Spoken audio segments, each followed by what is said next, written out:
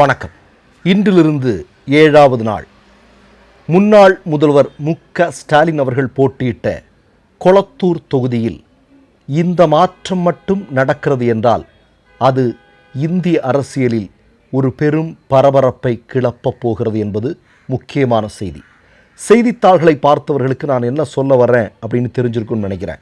முன்னாள் முதல்வர் மு.க.ஸ்டாலின் அவர்கள் போட்டியிட்ட கொளத்தூர் தொகுதியில் 14 வாக்கு இயந்திரங்களை மறு ஆய்வு செய்வதற்கான பணிகள் நேற்றைய தினத்திலிருந்து ஆரம்பித்திருக்கிறார்கள்.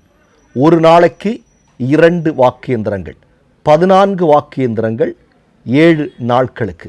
இப்போ மு.க.ஸ்டாலின் அவர்கள் சார்பாக சொல்லப்பட்டிருக்கக்கூடிய விஷயம் என்ன அப்படின்னா, குறிப்பாக இந்த 14 இடங்களில் பயன்படுத்தப்பட்டிருக்கக்கூடிய வாக்கு இயந்திரங்கள் அதை ஏன் சோதனை செய்யணும் அப்படின்னு அவங்க விரும்புகிறாங்க அப்படின்னா, அந்த தொகுதிகளில் தனக்கு கிடைத்திருக்கக்கூடிய குறைவான வாக்குகள் தான் காரணம். ஏன்னா அந்த தொகுதியில் தனக்கு கூடுதலான வாக்குகள் கிடைத்திருக்க வேண்டும். அப்படி கிடைக்காமல் போனதற்கு என்ன காரணம் என்று தெரிந்து கொள்வதற்கு நாங்கள் விரும்புகிறோம்.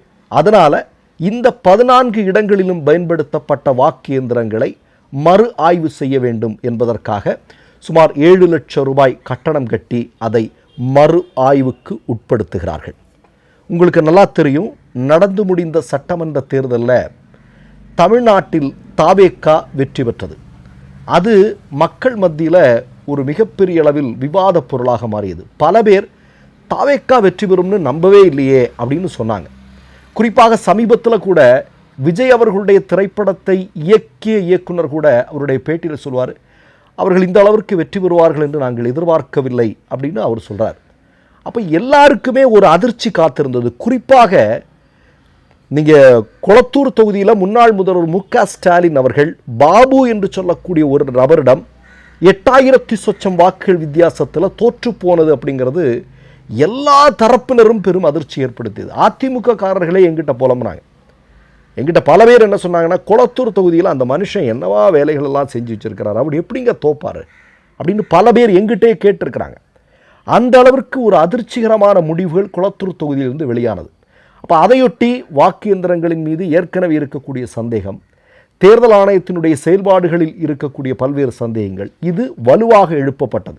அதனுடைய விளைவாக இன்றைக்கு முன்னாள் முதல்வர் மு.க.ஸ்டாலின் அவர்கள் இந்த 14 இடங்களில் பயன்படுத்தப்பட்டிருக்கக்கூடிய வாக்கு இயந்திரங்களை மறு ஆய்வு செய்வதற்கான அந்த வேலைகளில் இன்றைக்கு தன்னை இணைத்து கொண்டிருக்கிறார். இப்போ இந்த இடத்துல இந்த 14 வாக்கு இயந்திரங்கள் இதை ஆய்வு செய்யும் போது இந்த வாக்கு இயந்திரங்களை தயாரித்த பெல் நிறுவனத்தை சார்ந்த அதிகாரிகள் இருப்பாங்க. கூடுதலாக அங்கே போட்டியிட்ட வேட்பாளர்கள் அவர்களுடைய பிரதிநிதிகள் அங்கே இருப்பாங்க. இப்போ அந்த வாக்கு இயந்திரங்களை வாங்கிட்டு வந்து என்ன பண்ணுவாங்க அப்படின்னா, உதயசூரியன் சின்னத்திற்கு வாக்களிப்பார்கள். வாக்களிக்கும் போது அது உதயசூரியனுக்குத்தான் அந்த வாக்கு விழுகிறதா அல்லது வேறு ஏதாவது கட்சிக்கு விழுகிறதா, இதைத்தான் பரிசோதனை செய்ய போகிறாங்க. ஒரு முறையல்ல, பல முறை அதை பரிசோதனை செய்யவிருக்கிறார்கள். அப்படி பரிசோதனை செய்யும் போது இயல்பாகவே அது வழக்கமாக எந்த சின்னத்தை நோக்கி ஒருத்தர் போடுறாரோ அதுக்கு தான் விழுந்தது அப்படின்னா பிரச்சனை இல்லை. ஆனால் இந்த 7 நாட்களில் எப்போதாவது சில நேரங்களில் இது மாற்றி ஏதாவது விழுந்தது என்று வைத்துக் கொள்ளுங்கள், நிச்சயமாக அவர்கள் உச்ச நீதிமன்றத்தை நாடுவார்கள். இந்த தொகுதியில் நடைபெற்ற சட்டமன்ற தேர்தலில் மோசடி நடந்திருக்கிறது என்கிற வாதத்தை முன்வைப்பார்கள். அப்படி என்றால் கொளத்தூர் தொகுதியில் மறு தேர்தல் நடத்தப்படும். கொளத்தூர் தொகுதியில் மட்டுமல்ல, ஒரு தொகுதியில் இப்படி நடந்துருச்சு அப்படின்னா இந்தியாவில் இருக்கக்கூடிய பெரும்பாலான தொகுதிகளில் இப்படிப்பட்ட மோசடி நடந்திருக்கிறது அப்படிங்கிற கோணத்தில் இந்திய தேர்தலிலேயே ஒரு மாபெரும் மாற்றம் வருவதற்கான வாய்ப்பு இந்த 7 நாட்களில் நடப்பதற்கான வாய்ப்பு இருக்குது. இதை மறுத்திருக்கிறார்கள் இந்த பெல் நிறுவனத்தினுடைய அதிகாரிகள். அப்படியெல்லாம் இருக்க வாய்ப்பு இல்லைன்னு சொல்லியிருக்காங்க. ஆனால் நாம் 7 நாட்கள் பொறுத்திருந்து பார்ப்போம். ஆனால் இப்படிப்பட்ட ஒரு விஷயத்திற்கு முன்னாள் முதல்வர் மு.க.ஸ்டாலின் போகிறதுக்கான காரணங்கள் இருக்குது. இப்போது மேற்கு வங்கத்தில் நடந்து முடிந்த தேர்தலுடைய முடிவுகள் யாருமே நம்பலை இல்லையா?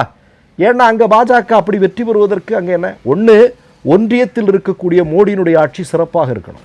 இப்போ மோடியினுடைய ஆட்சி எந்த லட்சணத்தில் போயிட்டு இருக்குன்னு நம்ம பார்க்குறோம். விவசாயிகள் எதிராக இருக்கிறார்கள், ஜென்சி தலைமுறையினர்கள் எதிராக இருக்கிறார்கள்.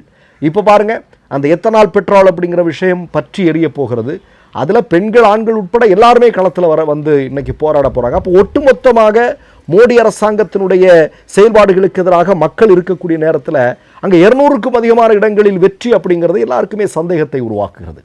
அப்போ இந்த நேரத்தில் என்ன அங்கிறது இன்னொரு செய்தியும் வருது. திடீரென்று கடந்த சட்டமன்ற தேர்தலில் பயன்படுத்தப்பட்ட 4000க்கும் அதிகமான வாக்கு இயந்திரங்கள் எரிந்து சாம்பலாகின்றன. செய்தி வருதா வரலையா? வந்தது. இது மட்டுமல்ல, கேரளாவில் சமீபத்தில் ஒரு செய்தி வந்தது.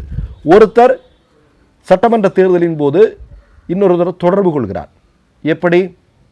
என்னிடம் ஜெர்மன் தொழில்நுட்பம் இருக்கிறது, அந்த ஜெர்மன் தொழில்நுட்பத்தின் மூலமாக வாக்கு இயந்திரங்களில் எனக்கு என்ன வேணாலும் பண்ணலாம், உங்களை வெற்றி பெற செய்யலாம், அல்லது உங்களுக்கு பிடிக்காத எதிர்க்கட்சி போட்டியாளரை தோற்கடிக்க முடியும் அப்படின்னு சொல்லி ஒரு 46 லட்சம் ரூபாய் வரைக்கும் ஒருத்தர் வாங்கியிருக்கார். ஒரு காங்கிரஸ் கட்சியை சார்ந்தவர் தான். ஆனால் இப்படிப்பட்ட சம்பவங்கள் நடக்கிற போது தேர்தல் உண்மையாகவே நெடுநிலைமையாக எந்த சந்தேகத்திற்கும் இடமின்றி நடந்து கொண்டிருக்கிறது அப்படிங்கிறத எப்படி நம்ப முடியும்? இல்லையா? இப்போ நான் என்ன கேட்குறேன், கொளத்தூர் தொகுதியில் போனவங்களுக்கு எல்லாருக்கும் தெரியுங்க, அந்த தொகுதி எவ்வளோ சிறப்பாக இருக்கிறது என்பது எல்லாருக்கும் தெரியும். இன்னொன்று நான் சொல்கிறேன், அவர் தோல்வியடைந்த பிறகு கொளத்தூர் தொகுதி மக்களுக்கு நன்றி சொல்வதற்காக அவர் ஒரு பயணத்தை மேற்கொண்டார். அப்போது இரு மரங்கிலும் இருந்த மக்கள் கதறி அழுததை பார்த்துள்ளோம். அப்போ மக்கள் மனதில் ஒரு மனதோடு திராவிட முன்னேற்ற கழகத்திற்கு இருந்திருக்கிறார்கள். நான் வெற்றி வேறு மாதிரியாக விழுந்திருக்கிறது. அதை ஏற்றுக்கொள்வதற்கு இன்றைக்கு தமிழ்நாட்டு மக்களால், பெரும்பாலான மக்களால் முடியலை அப்படிங்கிறத நம்ம அந்த சட்டமன்ற தேர்தல் முடிவுகள் வந்த நேரத்தில் அவர்களுடைய எதிர்வினைகளின் மூலம் நாம் புரிந்து கொண்டோம். இப்போது ஸ்டாலின் அவர்கள் முன்னெடுத்திருக்கக்கூடிய இந்த முயற்சி அப்படிங்கிறது ஒரு மாபெரும் மாற்றத்தை 7 நாட்களில் உருவாக்கப் போகிறதா அப்படிங்கிறதா ஒரு மிகப்பெரிய கேள்வியாக இருக்கிறது. ஏன்னா கடந்த காலங்களில் நாம் பல நேரங்களில் பல ஆட்கள் சொல்லியிருக்கிறாங்க, இப்படி இந்த மாதிரி மோசடி நடத்துவதற்கான வாய்ப்பு உண்டு அப்படின்னு. ஆனால் வாக்கு இயந்திரங்களை மட்டும் சோதனையிடுவதன் மூலமாக தேர்தல் சரியாக நடக்குது அப்படின்னு சொல்லிட முடியுமா அப்படிங்கிற கேள்வி நம்ம கேட்க வேண்டியிருக்கு. ஏன்னா வாக்கு இயந்திரம், அதே மாதிரி விவிபேட், இதை இணைக்கக்கூடிய விஷயம், இப்படி பல விஷயங்கள் இருக்குது. இப்போ இதையெல்லாம் ஒரே நேரத்தில் சரிபார்க்க வேண்டிய தேவை இருக்கிறதல்லவா? வாக்கியந்திரங்களை மட்டும் சரி செய்வதன் மூலம், இப்போ வாக்கியந்திரங்களில் உதயசூரியனுக்கு போடுறோம், விவிபேட் ஸ்லிப்பில் உதயசூரியனுக்கு தான் வருது.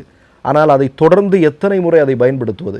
இப்போ நமக்கு நிறைய பேர் சந்தேகம் பண்ணுறாங்க, ஒரு குறிப்பிட்ட அளவு வாக்குகள் ஒரு வாக்கு எந்திரத்தில் வந்ததுக்கப்புறம் திரும்ப நம்ம எதுக்கு போட்டாலும் ஒரே சின்னத்துக்கு வர மாதிரியெல்லாம் செட் பண்ண முடியும் அப்படிங்கிற மாதிரிலாம் சொல்கிறாங்க. நமக்கு இது எந்த அளவுக்கு அப்படின்னு தெரியல. அப்போ இந்த மாதிரியான சந்தேகங்கள் எல்லாம் இருக்கிறது.